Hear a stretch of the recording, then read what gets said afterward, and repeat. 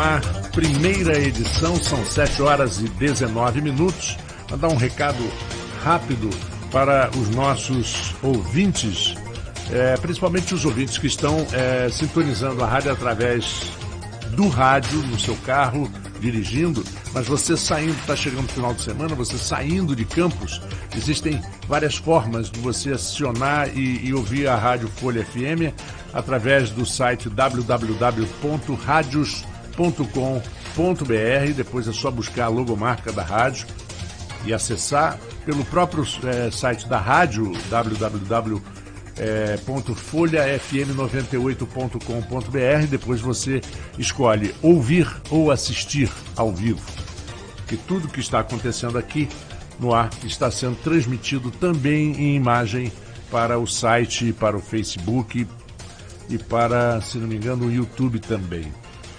Bom, voltamos. Um bom dia para o Ricardo André. É um prazer, adoro encontrar com o Ricardo. A gente se cruza muito no centro e sempre temos histórias para contar, ou na faculdade, ali no Uniflu. Mais uma vez, bom dia, Arnaldo. Bom dia, Luísio. Bola com vocês. Ricardinho, vamos pegar essa bola aí que Arnaldo rolou aí no final do bloco anterior. Quer dizer, a questão da UF Campos, né? Tem uma coisa específica, que são coisas do container, falta de pagamento, né? Uma coisa, problema da UF Campos, mas ela faz parte acaba fazendo parte de um cenário mais amplo, que esse corte de verbas é anunciado pelo ministro Abraham Weintraub, é isso? Weintraub, parece o nome xarope, né? Enfim, como é que você tem uma característica interessante, que você voltou a ser universitário agora, está cursando direito, trancou aí sei lá quanto tempo, e quer dizer, você está fazendo parte da vida acadêmica da cidade como discente. Como é que você enxerga isso? Bom dia, Luiz, bom dia, Arnaldo, bom dia, Marco Antônio. Um prazer estar aqui, parabéns pelo programa, tenho ouvido algumas partes e tenho gostado muito. O problema da universidade, o que está acontecendo aqui na UF, é apenas um trailer do que se imagina que vai acontecer no Brasil nos próximos anos, né? O desprezo explícito que esse governo tem pelas áreas de ciência, tecnologia, de educação. E esses ministros que são, às vezes eu acho tão infantis, de dizer que a universidade que fizer balbúrdia vai ter um corte de verba. Se não me engano, isso foi com a UFRJ primeiro, uma universidade da Bahia, que eles ameaçaram cortar 30%. Depois, como o Arnaldo disse, por causa da repercussão, resolveram cortar tudo. Cortar para todas as universidades. Quer dizer, é só um aperitivo do que eu imagino, que eu temo que venha por aí. Esse desprezo que esse governo tem com o conhecimento, com a cultura, com a transcendência mesmo. Você vê, a despeito de fazer um discurso que eles acham de conservador, acho que foi na semana passada, o próprio presidente disse numa entrevista: vocês não estão se enganando comigo. Eu disse na minha campanha que minha pauta seria conservadora. Eu estou fazendo um governo conservador. Mas o governo conservador que vai destruir tudo que foi feito nos últimos anos, e vem com aquele discurso, não, é porque nós viemos combater o viés ideológico. Mas com o viés ideológico, sinal trocado, totalmente trocado. E é assustador você perceber, sentir, intuir que você está andando para trás. Algumas conquistas da humanidade estão sendo retiradas por esse governo. Eu tenho uma pergunta para você. Eu frequentei de 1969 a 1974 a Universidade Federal do Rio de Janeiro, Faculdade de Arquitetura, na Ilha do Fundão. E nós passávamos diariamente para entrar dentro da Ilha do Fundão pelo Complexo da Maré, que já existia e já era perigoso, né?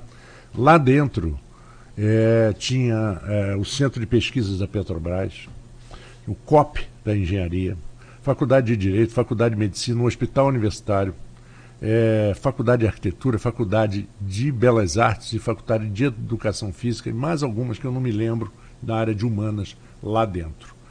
Os professores ganhavam, na média, principalmente porque você sabe como é que é a universidade, né? Tem o mestrado, tem que ter o mestrado, e você vai. São etapas que você vai crescendo. Os professores que eram catedráticos ou pós-graduados, eles não precisavam trabalhar em nenhuma outra faculdade. Eles tinham um salário cerca de 20 salários mínimos. Era o salário de um professor na Universidade Federal. Não faltava absolutamente nada. Você ia para a sua faculdade, no caso meu, de arquitetura, para fazer uma aula de planejamento, você tinha um papel manteiga, você tinha caneta, você tinha a tinta nanquim, você tinha tudo. E não é porque eu estou dizendo que é de 69, de 64, não. Antes, nos anos 50, também era assim. E a coisa de 20 anos, 15 anos atrás, 2004, 2005, um grande amigo meu, que era catedrático de planejamento de arquitetura, um dos grandes arquitetos do Rio de Janeiro, que já aposentado e tal, ele se aposentou porque ele diz assim, não tem nem papel higiênico na Universidade Federal do Rio de Janeiro. Os alunos têm que levar o seu próprio. Mas você acha que é só de um ano, de janeiro para cá, que a coisa degringolou? Claro que não. Eu acho que, como Darcy Ribeiro dizia, o problema do Brasil, a crise da educação no Brasil não é um processo, é um projeto. Projeto de quem, na época, a gente não sabia, hoje a gente sabe, né? Projeto dessas pessoas que pensam parecido com essas pessoas que estão no governo. Quando o próprio ministro da Educação diz publicamente que ele vai acabar com os cursos de filosofia e sociologia, tirar do curso, isso é uma formação de viés ideológico de direita, de esquerda. Um absurdo isso é conhecimento. Se você não der para o aluno as opções de conhecimento, você vai formar um robô, vai formar um idiota. Claro, isso aí eu concordo com você. E depois manda filmar, orientar o aluno para filmar os professores. Está formando uma geração de dedo duros.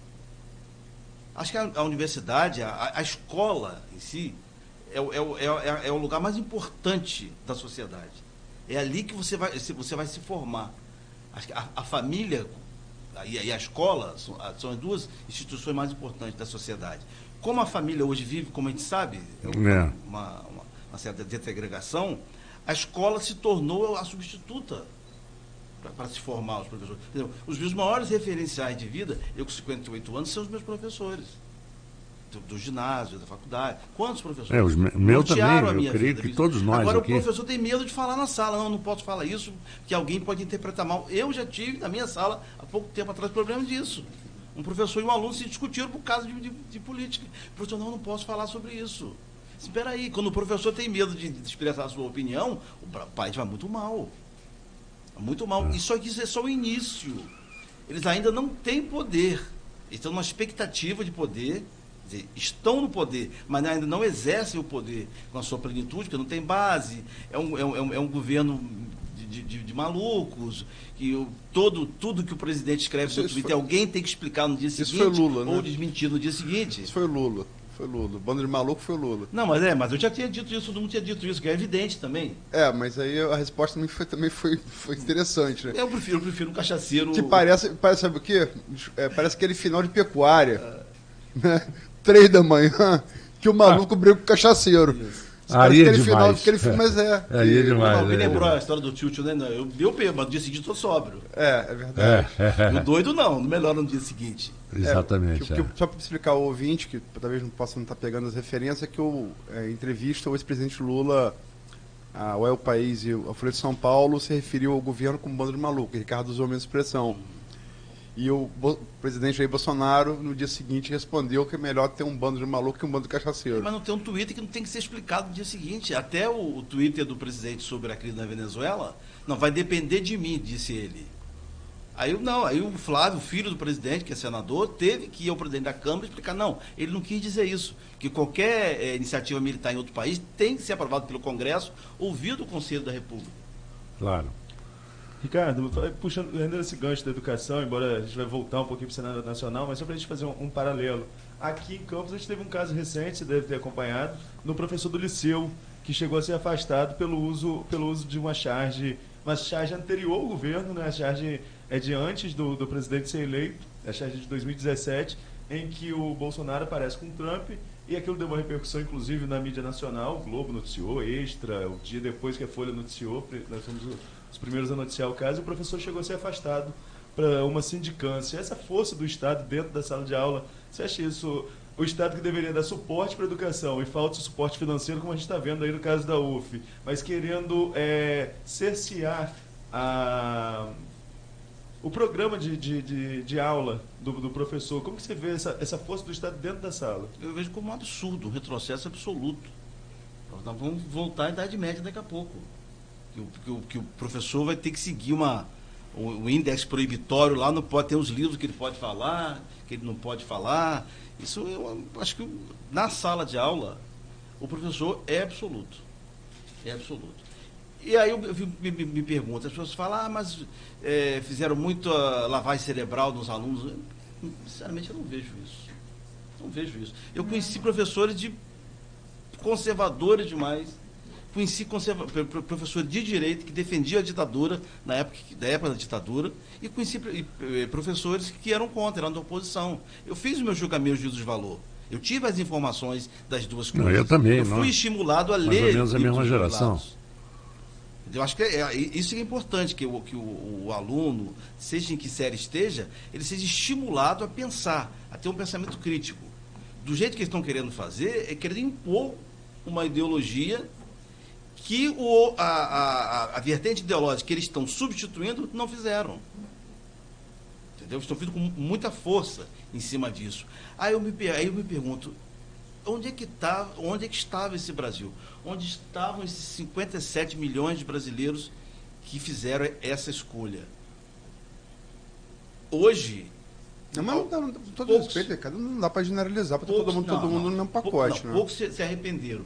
Mas quando você olha... Você vai ver pesquisa, eles hidratando muito se arrependeram. Quando você olha um pouco das redes sociais, muitas pessoas, não digo todos, mas uma pessoa que a gente conhece, que é amigo da gente, defendendo matar bandido, defendendo tiro na cabecinha. É decepcionante isso. Então, o brasileiro, o cordial do brasileiro é esse? Mas, Ricardo, eu concordo. É isso que nós estamos vendo? Eu sei, mas sinceramente, eu concordo com muita coisa que você falou. Acho que o Marco falou antes, acho que é uma brutal diferença do que houve. Isso eu concordo, quer dizer, eu tento fazer o advogado do diabo aqui dos dois lados. Sempre houve problemas na educação brasileira. Agora, realmente, esse governo traz uma coisa de guerra ideológica que não existia antes. Isso é uma coisa nova. Mas também não dá para botar todo mundo que votou no Bolsonaro no mesmo pacote. Vamos combinar. A melhor definição do voto do Bolsonaro é aquela coisa que você ouve assim na rua. Um senhor que tem uma casa, montou para o filho porque você dificuldade de arrumar emprego, montou para o filho um desses negócios de venda de carne, como é que é o nome? Que bota num... Churrasquinho. Mas num churrasquinho, naquela... Food truck. Então food truck pro filho. Eu tava com uma pessoa e começamos a conversar sobre a eleição. E eu sempre não falo nada, querendo ouvir. Ele falou, votei no PT, acho que errei. Se tiver que errar, eu quero errar com uma coisa nova. Eu acho que foi esse voto que deu a vitória ao Bolsonaro. Não foi o voto do cara que apoia tiro na cabeça, do cara que apoia uma pasta ideológica dessa no MEC. Eu acho que foi isso, quer dizer, o cara errou, então que seja um erro novo. Não a decepção era tão grande, não é apoio eleger qualquer coisa. E elegeram qualquer coisa. Sim, isso é verdade. Agora, a decepção era com a pouca vergonha que o Brasil se transformou. Moral, pouca vergonha que o Brasil se mostrou, de honestidade, tudo. Que começou a aparecer. A vergonha não começou em 2003, acho que começou em 1500. Claro. Se mostrou. Claro. Que as instituições estavam fortes o suficiente para mostrar. Só que chega um ponto em que os políticos chegam à conclusão seguinte: não existe punição. Mas vocês não existe punição, então vamos fazer. Vocês vão ter um momento em setembro agora. Setembro tem um momento importantíssimo. Setembro é o mês em que o presidente da República vai escolher o novo PGR, o novo Procurador-Geral da República, que é a instituição mais independente. Vocês, nós todos. Ah, tá. Nós todos vamos ter essa surpresa, porque dos governos do PT, todos os procuradores-gerais da República foram eleitos da lista tríplice, o mais votado. O presidente Michel Temer não escolheu o mais votado, que o mais votado era irmão do governador do Maranhão, Flávio Dino, escolheu a Raquel Dodge e ela foi surpreendentemente independente. O Ministério Público é uma instituição independente e fez 3 denúncias contra ele. Agora o presidente Bolsonaro vai escolher em nenhum dos 3. Vamos ver qual é o perfil do Procurador-Geral da República que ele vai escolher. E o Procurador-Geral da República tem um papel, nós sabemos aqui, fundamental desse equilíbrio das instituições. Até porque ele não pode ser afastado, né? Pelo não pode próprio ser presidente. 2 anos de mandato não pode ser afastado. Vamos ver qual é o perfil que ele vai escolher. Eu só, se me permite, eu citei aqui, o que você fala é muito parecido com o que Adriano Moura falou aqui na semana passada, o professor Adriano Moura também, ele falou que via um projeto de desmonte da cultura e os acadêmicos como alvo preferencial. Eu não sei se foi com o Adriano que eu citei aqui, é um livro que eu recomendo a todo mundo, vou recomendar de novo, que eu acho que para você entender o que é o governo Bolsonaro, você tem que ler. É o livro do Bob Woodward, que foi um dos repórteres que fez o Watergate, que gerou a renúncia de presidente dos Estados Unidos, Richard Nixon, né? E ele analisou o governo Trump desde o começo, desde a campanha, né? E a figura do Steve Bannon, né? Como ele realmente, o Steve Bannon entra ali, a campanha...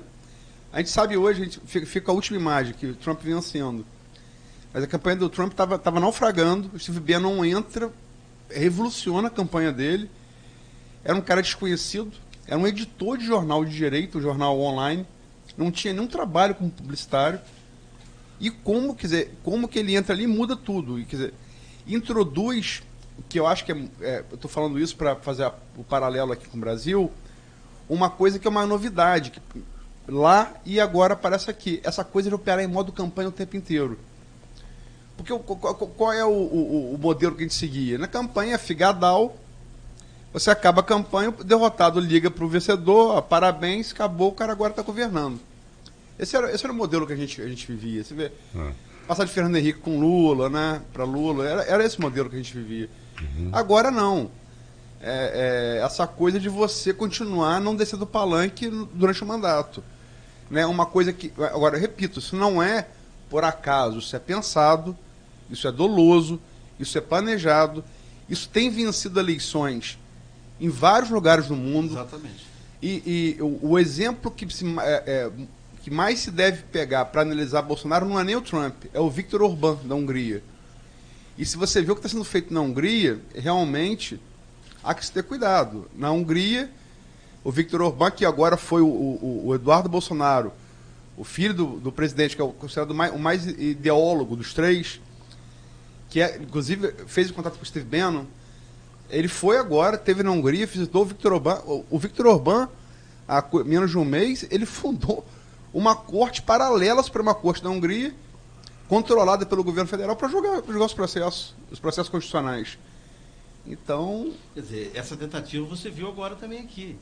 Quer dizer, junto com a reforma da Previdência, eles colocaram um artigo jogando para a legislação complementar de iniciativa do presidente a idade máxima e mínima para trabalhar no serviço público. Porque há 3 ou 4 anos atrás, a chamada aposentadoria expulsória era os 70 anos. Então, o ministro do Supremo Tribunal, ou qualquer servidor público, teria que se aposentar aos 70 anos. Houve uma emenda à iniciativa parlamentar aumentando para 75, para evitar que Dilma Rousseff indicasse mais 3 ministros. Agora, eles queriam passar para a lei ordinária, não sei o que, 3/5 da reforma constitucional, para reduzir para 73, 72, para indicar os ministros, porque o Celso de Mello faz 75 anos agora, em dezembro do ano que vem, o Marco Aurélio faz logo meses depois, e o Ricardo Lewandowski e a Rosa Weber já estão com 70 anos. Eles conseguiram indicar mais 4. Você imaginou o Supremo Tribunal Federal, que tem essa formação ali entre conservadores e liberais, garantistas, punitivistas, botar 4 conservadores de vez, ia ser Você ia mexer em outra instituição. Mas nessa primeira... Mas você considera, por exemplo, o Gilmar Mendes o quê? Ele é um garantista da Constituição. É um garantista é uma de corrente, ocasião. mas ele é um garantista. É um garantista, aquele cara que tem que cumprir. Acho que está na lei ali. Um passo além do positivismo. É o mais pró-réu, digamos assim. O positivismo é o cara mais. O punitivista é liderado pelo Barroso, que para mim é o melhor ministro de todos ali. Embora eu seja mais alinhado com o garantismo. Embora o Barroso não tenha sido juiz. De juiz mesmo, só a Rosa Weber e o Fux. Não, o Lewandowski também foi juiz. Não foi não. Aliás, tentou 6 vezes e não passou em nenhum. Não conseguiu ser juiz. Não, o Lewandowski também. Dá uma olhada. O Fachin também não foi juiz. Fachin também não foi juiz. Mas não precisa o Fux ser foi juiz? Foi juiz. Fux foi. O Lewandowski agora não... Foi juiz, inclusive, da STJ. Não, o Lewandowski não passou no concurso para juiz. Quem não passou foi o Toffoli, né? Não, e o Lewandowski também. O pessoal concentrou muito no Toffoli, e o Toffoli foi advogado, né? Do PT e foi, se não me engano, no governo do advogado-geral da União. Hã? Advogado-geral da União. Advogado-geral. Mas não foi o primeiro, porque o Fernando Henrique indicou Gilmar Mendes também, que foi advogado-geral da União. O Sarney indicou o Saulo Ramos, ministro da Justiça.